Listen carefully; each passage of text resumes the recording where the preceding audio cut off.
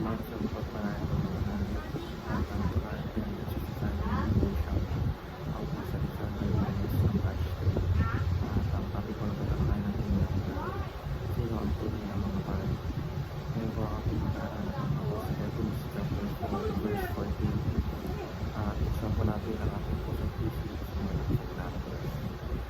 Yung sabi ko na therefore since we have a great high priest who has ascended into heaven, Jesus, the Son of God, let us hold firmly to the faith we profess. Sa Tagalog, yamang tayo meron ang isang marangal pinakapunong pare na pumasok sa kalangitan. Jesus, na anak ng Diyos, ay hawakan natin matatag ang ating pangalan. Teaching number 1, Jesus fulfilled the Old Testament priesthood.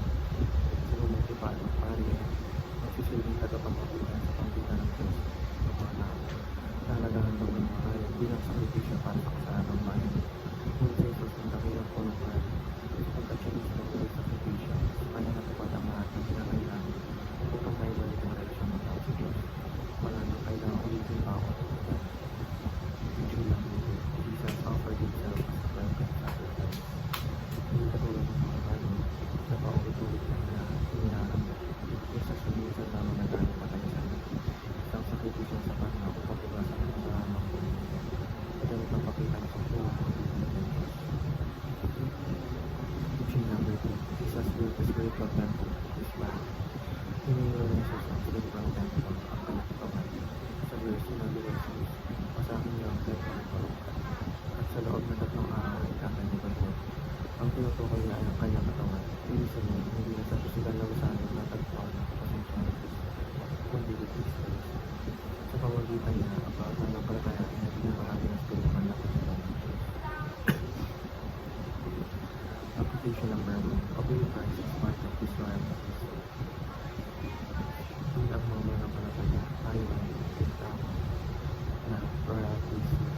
Ibig sabihin, meron tayong papulit sa iba, lingkod sa Diyos, maraming kaso, at ipahayag ang Ebanghelyo. Hindi natin tayo sa pagkasunod, tayo ay may lingkod sa Diyos.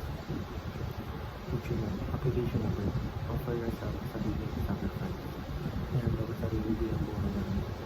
Sa ating sariling buhay, iniaalay natin si Diyos bilang kasasalanan. Sabi sa ganito ay suko natin ang ating mga plano, kasalanan at gusto mo sa kanya. Mamuhay tayo sa kanyang pangaroon at hindi sa layo ng mga. Application number 3, observe holiness for you are the temple of God. Mamuhay sa kabanalan sa pagkakalaman natin ng Diyos. Ang tayo ay temple ng Diyos, dapat natin